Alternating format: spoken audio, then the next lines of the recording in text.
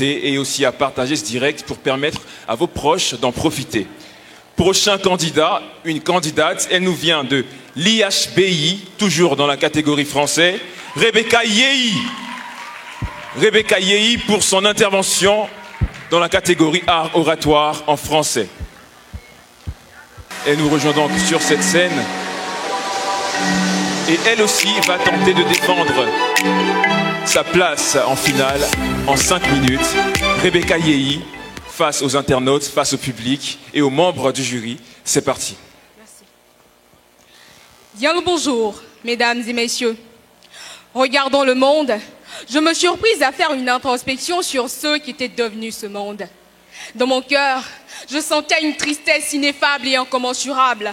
J'étais affligée, accablée, exaspérée de savoir que ce que prône le plus ce monde, c'est le principe de l'œil pour l'œil, dent pour dent. La loi du talion qui, hélas, avant qu'on ne se soit rendu compte, a assujetti les hommes sous le pouvoir dominateur de la grande souveraine, la violence. Mais je me rappelle de ce jour comme si c'était hier, quand on m'apprend que mon frère a été sauvagement poignardé dans la rue, non pas d'une mort qui apaise son âme, mais d'une mort qui le révolte même dans sa tombe et me pousse à me rébeller le rébeller même dans sa tombe. Cette annonce m'a transpercé le cœur, m'emportant dans une rage exécrable, augmentée par une envie démesurée de répondre en me vengeant, parce que j'avais perdu un être cher. Hommage à Siloué. Je recherchais une force pour le faire, mais je ne savais qui pouvait m'en procurer. Soudain, m'apparaît le grand démiurge du sous-développement en Afrique, la grande muse de la destruction en Europe, la déesse du traumatisme en Occident, celle qui gouverne le monde en permanence par ses actes barbares, la violence. Elle me parla ainsi: je peux t'aider à venger ton frère.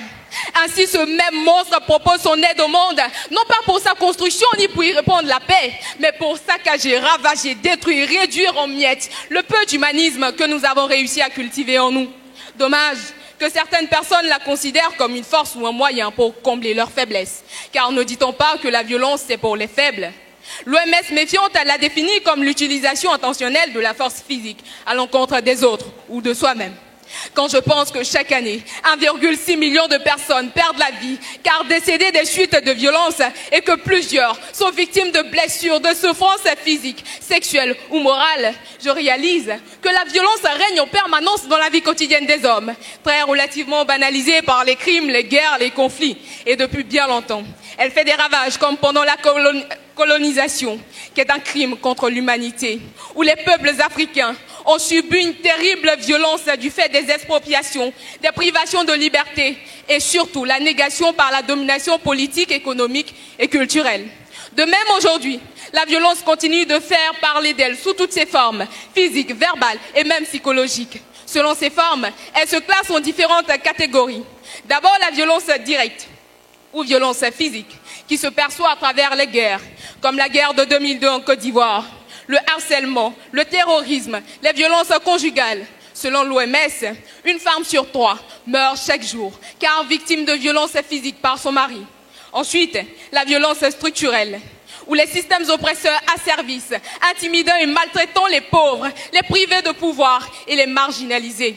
Enfin, la violence culturelle, qui consiste à dévaloriser et à détruire des modes de vie spécifiques comme le sexisme, l'ethnocentrisme, le racisme, ainsi que d'autres formes d'exclusion qui justifient l'agression, la domination et l'inégalité.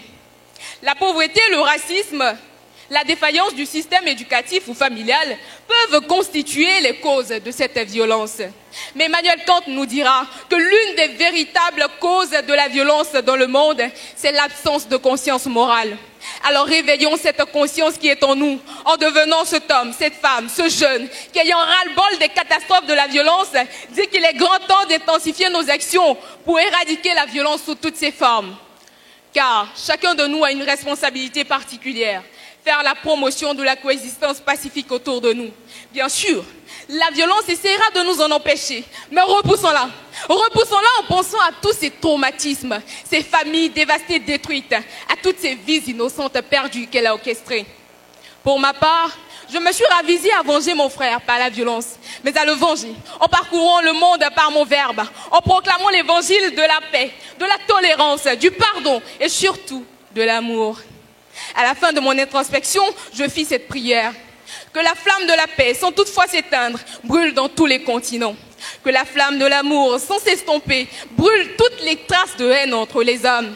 Que les hommes vivent dans la solidarité et la fraternité, sans aucune violence. Enfin, que vole au-dessus de tous les pays l'esprit du pacifisme. Rebecca Yehi, merci. Rebecca Yehi de l'IHBI.